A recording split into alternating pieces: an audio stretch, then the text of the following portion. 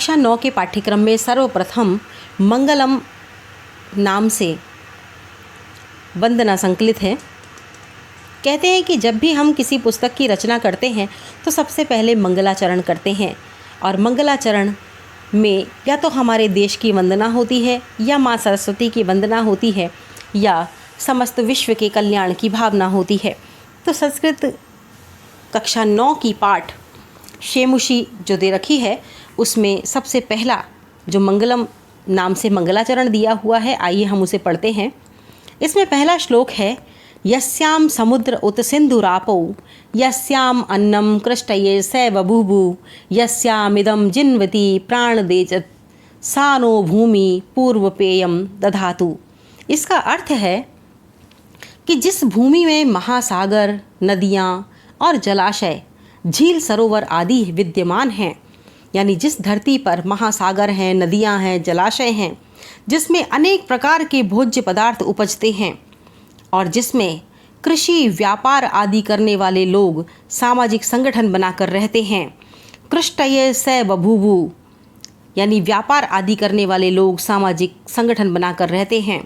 जिस भूमि में ये सांस लेते हैं, प्राणत जो सांस लेते हैं, प्राणी चलते फिरते हैं, वह मातृभूमि हमें प्रथम भोज्य पदार्थ खाद्य पेय प्रदान करे, क्योंकि मनुष्य के जीवन के लिए सर्वाधिक महत्वपूर्ण है खाद्य और पेय, यानी भोजन और जल, और हमारी ये धरती सभी को भोजन और जल प्रदान करे।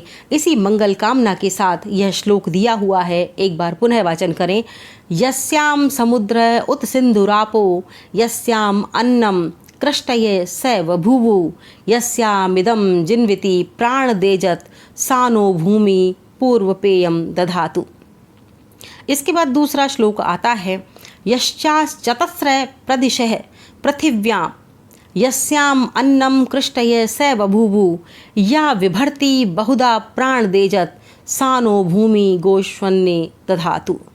इसका अर्थ है, जिस भूमि में 4 दिशाएं तथा उपदिशाएं अनेक प्रकार के भोज्य पदार्थ, फल, शाक आदि उपजाती हैं।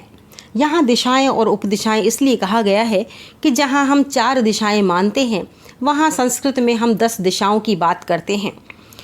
पूर्व, पश्चिम, उत्तर, दक्षिण, ईशान, आग्नेय, वायव्य और नैऋत्य, और इसके बाद आकाश और पाताल, इस प्रकार की 10 दिशाओं की हम बात करते हैं।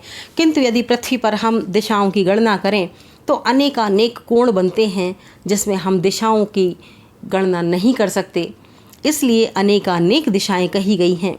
तो कहते हैं कि जिस भूमि में 4 दिशाएं तथा उपदिशाएं अनेक प्रकार के भोज्य पदार्थ, फल, शाक आदि उपजाती हैं, जहाँ कृषि कार्य करने वाले सामाजिक संगठन बनाकर रहते हैं, कृष्टये स बभूवु, जो भूमि अनेक प्रकार से प्राणियों, सांस लेने वालों तथा चलने फिरने वाले जीवों को धारण करती है, वह मातृभूमि हमें गौ आदि लाभप्रद पशुओं तथा खाद्य पदार्थों के विषय में संपन्न बना दे। प्रथम श्लोक भी ऐसा ही था, किंतु उसमें कहा गया था कि वह मातृभूमि हमें भोज्य पदार्थ और पेय पदार्थ प्रदान करे, किंतु इस दूसरे श्लोक में कहा गया है कि वह मातृभूमि हमें गौ आदि लाभप्रद पशुओं तथा खाद्य पदार्थों के विषय में संपन्न बना दे। इसका हम पुनः वाचन करते हैं। यश्चाश्चतस्रः प्रदिशः, 4 दिशाओं में, पृथिव्या यन अन्नम कृष्टये स बभूवः, जो अन्न उपजाती है, जो समूह हैं, जो व्यापारिक समूह है, संगठन बनाकर रहते हैं, या विभर्ति बहुधा प्राणदेजत, जहाँ पर अनेक प्रकार के प्राणी चलते फिरते हैं, सांस लेते हैं, सा नो भूमि, वह भूमि, गो अश्वान्ने दधातु, वह हमें गौ आदि लाभप्रद पशुओं, गो अश्व आदि अन्य लाभप्रद पशुओं और खाद्य पदार्थों से संपन्न बनाती रहे। इसके बाद तीसरा एक श्लोक आता है, चलिए वाचन करते हैं। जन्म बिभ्रति बहुधा विवाचसम नाना धर्माणम पृथ्वीं यथौकसम सहस्रम धारा द्रविणस्य मे दुहाम ध्रुवेव धेनुरन स्फुरंती। इसका भी यही अर्थ है कि अनेक प्रकार से विभिन्न भाषाओं के बोलने वाले, जन्म बिभ्रति बहुधा विवाचसम, अनेक प्रकार की भाषाएं जो लोग बोलते हैं, अनेक धर्मों को मानने वाले, नाना धर्माणाम, अनेक धर्मों को मानने वाले, और जन समुदाय जो है एक ही घर में रहने वाले लोगों के समान, पृथ्वीम यथौकसम। फिर इसके बाद आती है सहस्रधाराम द्रविणस्य मेदुहाम, यानी कभी ना नष्ट होने देने वाली अनस्फुरंती स्थिर जैसी यह पृथ्वी हमारे लिए धन की सहस्रों धाराओं का उसी प्रकार दोहन करे जैसे कोई गाय बिना किसी बाधा के दूध देती है।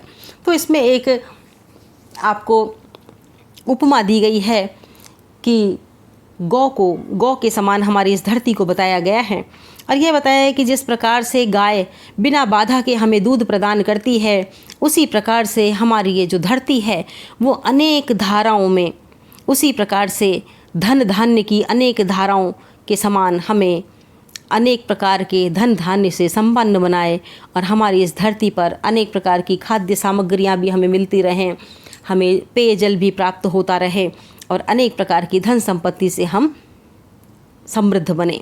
तो यही इस मंगलाचरण में कहा गया है। और जो हमारी वसुधैव कुटुंबकम का जो वाक्य है, जो वेद वाक्य है, उसमें हम यही कहते हैं कि संपूर्ण सृष्टि हमारा परिवार है, और हम जब भी मंगल कामना करते हैं अपने संपूर्ण सृष्टि की मंगल कामना करते हैं।